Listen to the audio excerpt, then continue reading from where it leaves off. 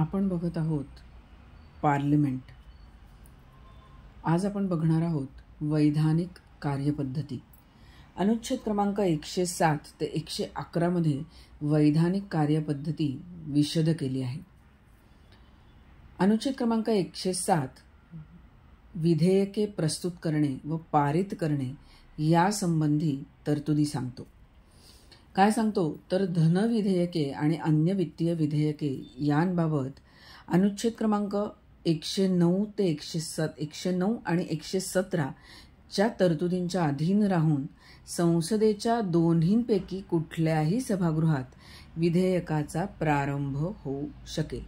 त्याचबरोबर अनुच्छेद क्रमांक 108 आणि 109च्या तरतुदींना अधीन राहून संसदेच्या सभागृहांनी एखादं विधेयक सुधारणेशिवाय किंवा दोन्ही सभागृहांना संमत झाल्या असतील अशाच सुधारणांसह जोपर्यंत संमत करत नाही तोपर्यंत दोन्ही सभागृहांनी ते पारित केलं आहे असं मानलं जाणार नाही. त्याचबरोबर संसदेमध्ये प्रलंबित असलेलं जे विधेयक असेल ते सभागृहांची सत्र समाप्ती झाल्या कारणाने व्यपगत होणार नाही. आणि राज्यसभेत प्रलंबित असलेले जे विधेयक लोकसभेने पारित केलेलं नसेल तर ते विधेयक लोकसभेचं विसर्जन झालं असता व्यपगत होणार नाही. आणि पुढची महत्त्वाची गोष्ट म्हणजे की जे विधेयक लोकसभेत प्रलंबित असेल आणि लोकसभेकडून पारित होऊन राज्यसभेत प्रलंबित असेल ते विधेयक लोकसभेचं विसर्जन जर झालं तर अनुच्छेद क्रमांक 108च्या तरतुदींना अधीन राहून व्यपगत होईल.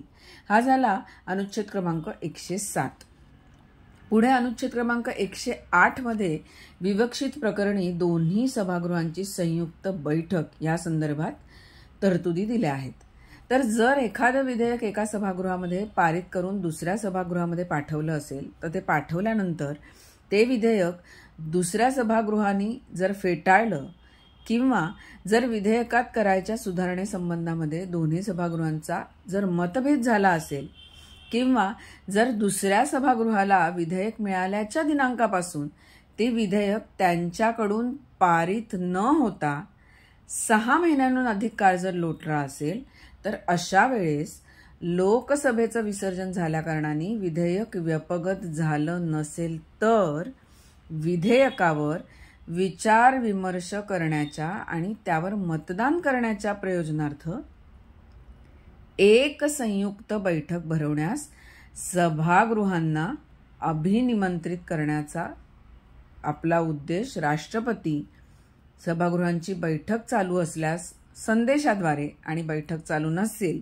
तर जाहीर अधिसूचनेद्वारे राष्ट्रपती त्यांना अधिसूचित करतील. पण हा प्रस्तुतच्या खंडातील जर कुठलीही गोष्ट धन विधेयकास लागू असणार नाही. आणि त्याचबरोबर ज्या गोष्टी आपण खंड 2 मध्ये आणि 1 मध्ये बघितल्या त्याप्रमाणे निर्देशलेला 6 महिन्यांचा कुठलाही कालावधी जर मोजायचा असेल तर त्यामध्ये ज्या कालावधीत त्या खंडाच्या उपखंड ग मध्ये निर्देशलेल्या सभागृहांची सत्र समाप्ती झालेली असेल किंवा लागोपाठ 4हून अधिक दिवस ते तहकूब जर झालं असेल तर असा कुठलाही कालावधी हिशोबात घेतला जाणार नाही. त्याचबरोबर राष्ट्रपतींनी खंड 1 अन्वये जर सभागृहांची संयुक्त बैठक भरवण्यास अभिनिमंत्रित जर केलं असेल आणि तसा जर उद्देश त्यांनी अधिसूचित केला असेल तर कुठलंही सभागृह त्या विधेयकाचं काम पुढे चालवणार नाही. पण राष्ट्रपतींनी त्यांना अधिसूचित केलेल्या दिनांकानंतर केव्हाही त्यांनी त्यात विनिर्दिष्ट केलेल्या प्रयोजनाकरता संयुक्त बैठक भरवण्यास सभागृहांना जर अभिनिमंत्रित केलेलं असेल तर त्यांनी तसं केलं तर सभागृह त्यानुसार बैठक भरवतील. आणि त्याचबरोबर जर या दोन्ही सभागृहांच्या संयुक्त बैठकीत संमत झाल्या असतील अशा काही जर सुधारणा असतील तर त्या सुधारणांसह ते विधेयक दोन्ही सभागृहांच्या उपस्थित असलेल्या आणि मतदान करणाऱ्या सदस्यांच्या एकूण संख्येच्या बहुमताने पारित झालं तर त्या संविधानाच्या प्रयोजनार्थ ते विधेयक दोन्ही सभागृहांनी पारित केलेलं आहे असं मानलं जाईल. पण त्याचबरोबर जर संयुक्त बैठकीत ते विधेयक एका सभागृहाकडून पारित झालं असेल आणि दुसऱ्या सभागृहाकडे सुधारणांसह पारित झालं नसेल आणि तिथे त्याचा प्रारंभ झाला आहे त्या सभागृहाकडे जर ते परत आलं नसेल, तर अशा वेळेस विधेयक पारित होण्याकरता झालेला जो विलंब आहे त्यामुळे विधेयकात ज्या सुधारणा करणं आवश्यक असेल त्या सुधारणा असल्यास त्याहून अन्य कोणतीही सुधारणा विधेयकाला प्रस्तावित केली जाणार नाही. आणि जर ते विधेयक याप्रमाणे पारित होऊन जर परत पाठवलं गेलं असेल तर विधेयकामध्ये केवळ पूर्वोक्त आधी झालेल्या अशाच सुधारणा आणि ज्यांच्याबाबत मतैक्य झालं नाहीये अशा बाबींशी संबद्ध अशा अन्य सुधारणा प्रस्तावित केल्या जातील.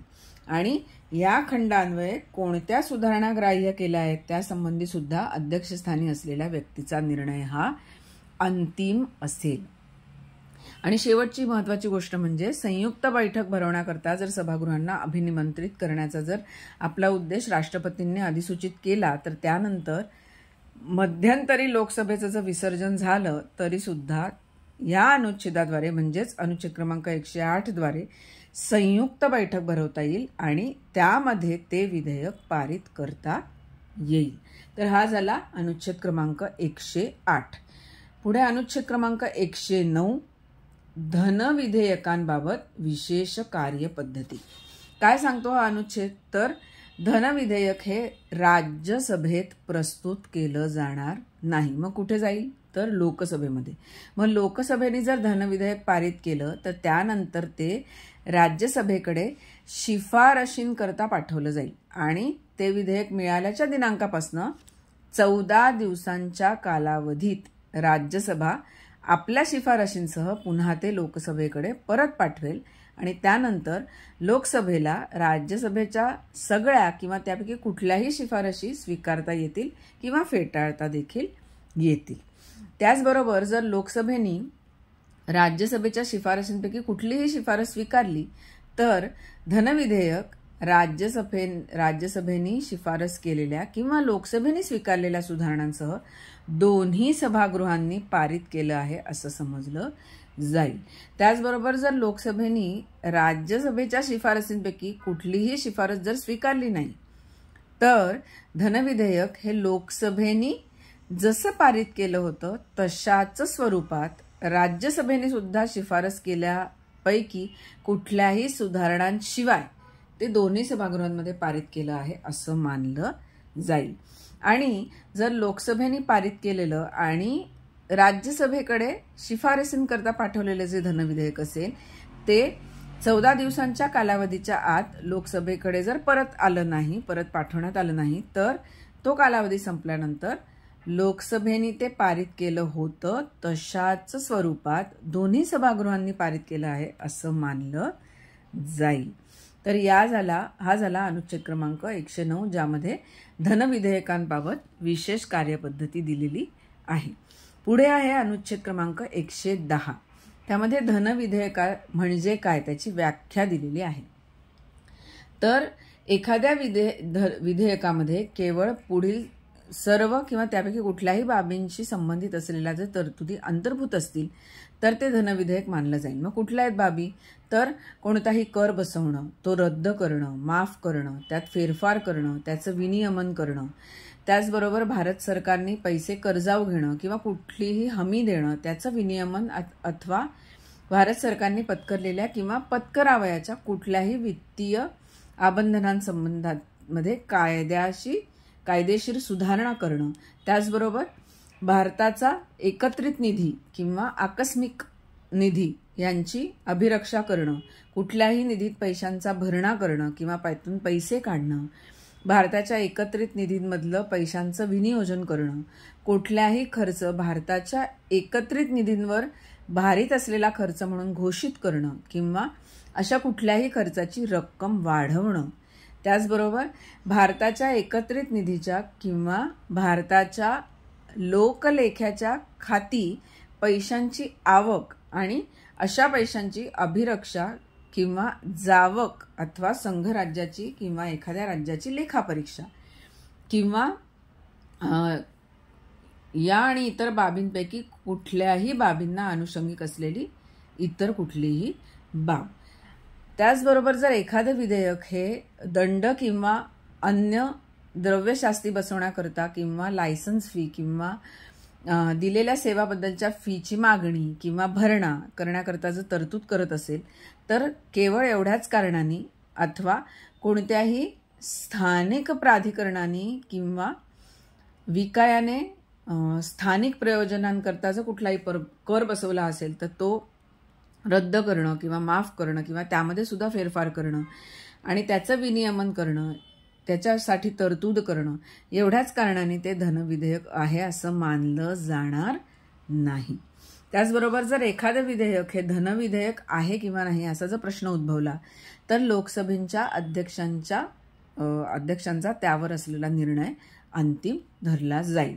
आणि प्रत्येक धनविधेयक हे अनुच्छेद क्रमांक 109 अन्वये राज्यसभेकडे पाठवण्यात येईल तेव्हा आणि अनुच्छेद क्रमांक 111 अन्वये राष्ट्रपतींना त्यांच्या अनुमतीसाठी सादर करण्यात येईल तेव्हा ते धनविधेयक आहे असं लोकसभेच्या अध्यक्षाच्या स्वाक्षरीचं प्रमाणपत्र त्यावर पृष्ठांकित केलेलं असेल. हा झाला अनुच्छेद क्रमांक 110 आणि यामधला शेवटचा अनुच्छेद आहे अनुच्छेद क्रमांक 111. त्यामध्ये विधेयकांस अनुमती या संदर्भातील वस्तुस्थिती दिलेली आहे. तर काय सांगतो हा अनुच्छेद, तर संसदेच्या सभागृहांकडून विधेयक पारित झालेलं असेल तेव्हा ते राष्ट्रपतींना सादर केलं जाईल आणि राष्ट्रपती एकतर आपल्या विधेयकास अनुमती देत आहोत असं किंवा त्यास अनुमती देण्याचे राखून ठेवत आहोत असं काय करतील तर घोषित करतील. पण जर राष्ट्रपतींना अनुमती करता विधेयक सादर केल्यानंतर ते धनविधेयक जर नसेल तर शक्य तितक्या लवकर त्यांना ते विधेयक सभागृहांकडे संदेशासह परत पाठवून विनंती करता येईल की त्यांनी त्या विधेयकाचा किंवा त्यातील कुठल्याही विनिर्दिष्ट तरतुदींचा फेरविचार करावा आणि विशेषतः तो आपल्या संदेशात ज्यांची शिफारस करतील अशा कुठल्याही सुधारणा प्रस्तुत करण्याच्या इष्टतेचा विचार व्हावा आणि विधेयक याप्रमाणे परत पाठवलं जाईल तेव्हा सभागृह त्या विधेयकांवर त्याप्रमाणे फेरविचार करतील आणि जर ते विधेयक सभागृहांनी सुधारणेसह किंवा त्याविना पुन्हा जर पारित केलं आणि राष्ट्रपतींच्या अनुमतीकरता सादर केलं तर राष्ट्रपती त्यांना अनुमती देण्याचं रोखून ठेवणार नाहीत. तर ही झाली लेजिस्लेटिव्ह प्रोसिजर ज्याला आपण म्हणतो वैधानिक कार्यपद्धती.